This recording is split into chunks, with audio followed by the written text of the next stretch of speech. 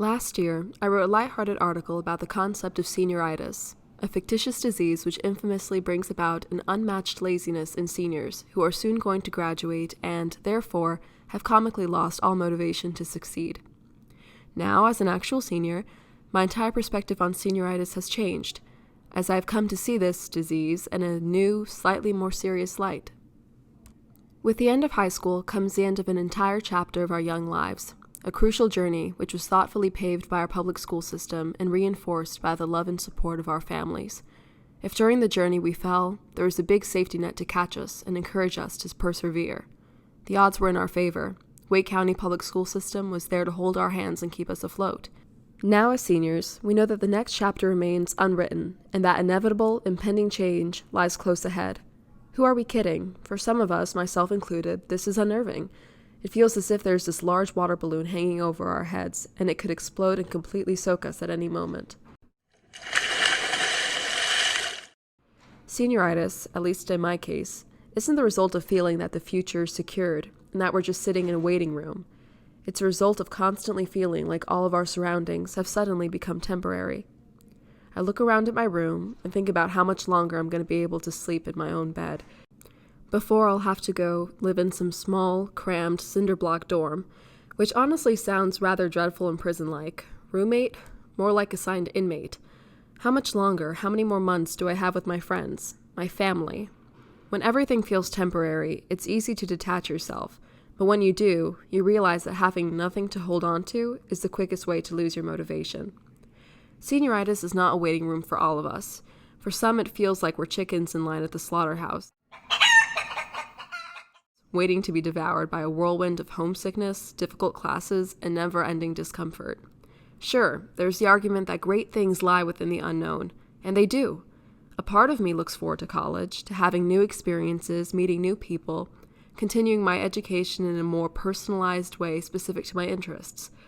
But I don't feel like I'm flying from the nest. I feel like I'm being kicked out.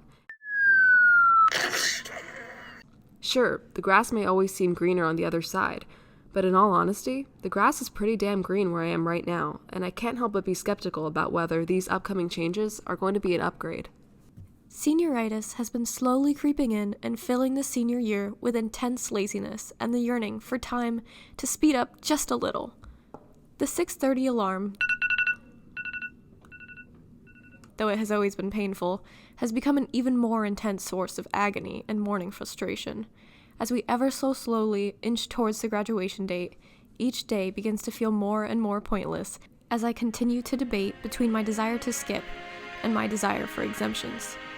This ever-growing laziness certainly has something to do with the realization that we are almost done.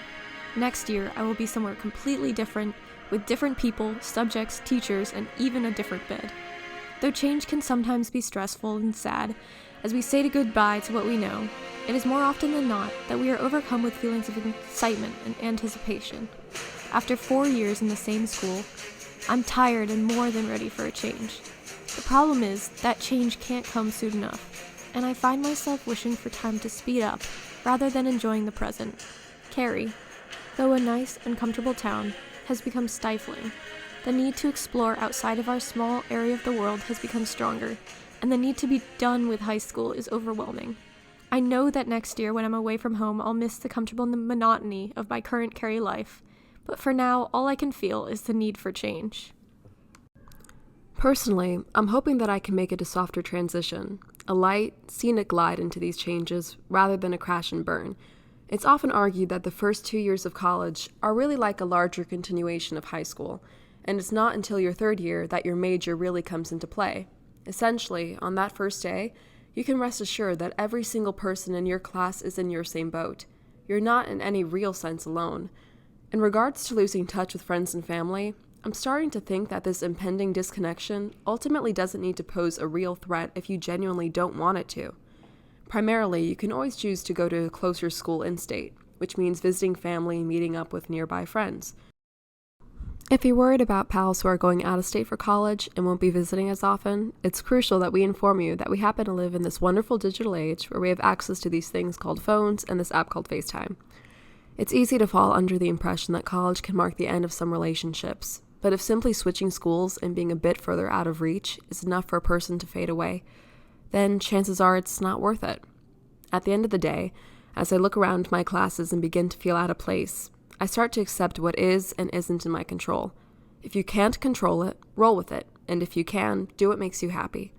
In reference to my earlier statement about how senioritis can feel like a water balloon hanging over your head and capable of popping at any minute, specifically around June 10th, all I can say is that we cannot preemptively put our lives and happiness on hold for months. We need to do our best to take small steps in enjoying the present moment, because there are always going to be times of uncertainty in our lives, but that can't stop us from living. Hi, we're here with the Green Hope senior, Emma. Now, Emma, how do you feel about senioritis? It's definitely a real thing, and it's getting pretty bad second semester, senior year. Hard to get anything done. So how are you feeling about graduation and moving on after this phase in your life? I was scared at first, but I'm definitely ready to move on now. It's getting a little hard to keep going. Great, well, thank you so much. We're here with Michael Moore, a member of the GH Falcon, and we wanted to know, Michael, how do you feel about senioritis? I have major senioritis.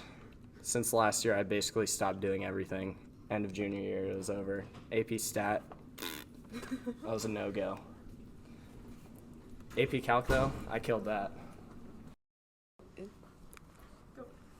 Hi, we're here with Becca Perrin, and we wanted to know, Becca, how do you feel about senior year and senioritis? So this past senior year, I've just been really not motivated at all to do any work. But I mean, this semester's a little different because I kind of have to keep up my grades and stuff. But just in general, I just don't feel motivated to be here. So how do you feel about graduation? Honestly, I just don't really want to attend because it's gonna be a long time. And it's just a diploma, it doesn't really matter to me that much, but I'm going for my parents. The idea of having months of the same routine, of going to the same classes in the same school I've been in for 4 years, is frustrating.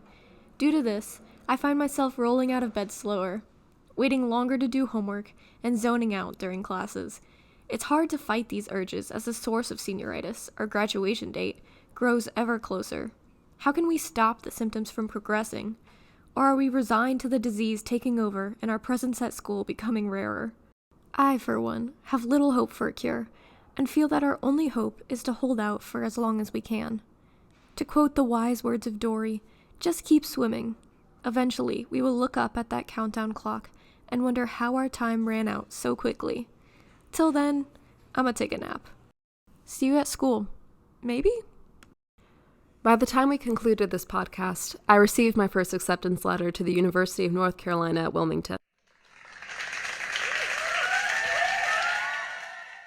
In all honesty, as I read the letter, I could feel the relief of my senioritis washing away, and an unanticipated sense of excitement settling in. I soon came to understand that this excitement was a result of my realization that by going on to college, I'm not only saying goodbye to one part of my life. I'm evolving as I welcome the dawn of a new phase in my life, which will not completely shred itself of my past, but which will allow me to grow as an individual.